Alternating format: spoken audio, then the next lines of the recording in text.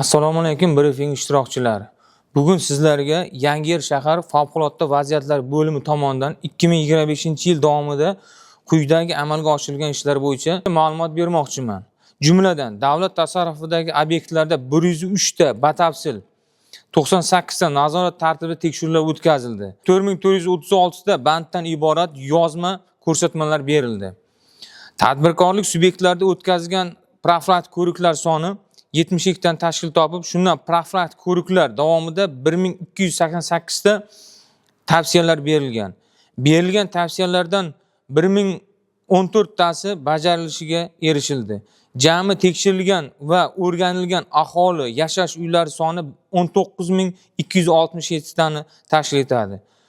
Shundan shaxsiy yashash uylari 13082 tani, ko'p qavatli uylar 356 tani bo'lib, ulardan xonadonlar soni 6145 ta, tekshiruvlar davomida 32850 nafar fuqarolarga yo'l yo'riqlar berildi.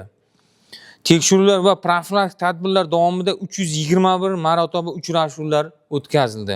Tekshiruvlarda ommaviy axborot vositalaridagi chiqishlar soni shundan teleko'rsatuvlar orqali 40 marotaba, markaziy 4 ta, mahalliy 36 ta chiqishlar amalga oshirildi.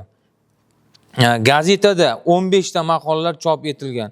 Shundan markaziyda 4 ta, mahalliyda 10 marotaba maqola chop etildi. Internet tarmog'i orqali jami 247 ta marotaba chiqishlar amalga oshirildi. 2025-yil hisobidan jami sodir bo'lgan yong'inlar 18 dan tashkil etib, bu sodir bo'lgan yong'inlardan moddiy zarar 3 milliard 371.810.500 moddiy zarar talafotdan zarar ko'rildi. Qasddan o't qo'yish holati bitta, elektr uskunalar nazorati oqibatida 13 ta, olovdan ehtiyotsizlik natijasida 2 ta, bolalar sho'xligi bitta hamda boshqa sabablarga ko'ra har xil holatda ko'rinishlar sodir bo'ldi.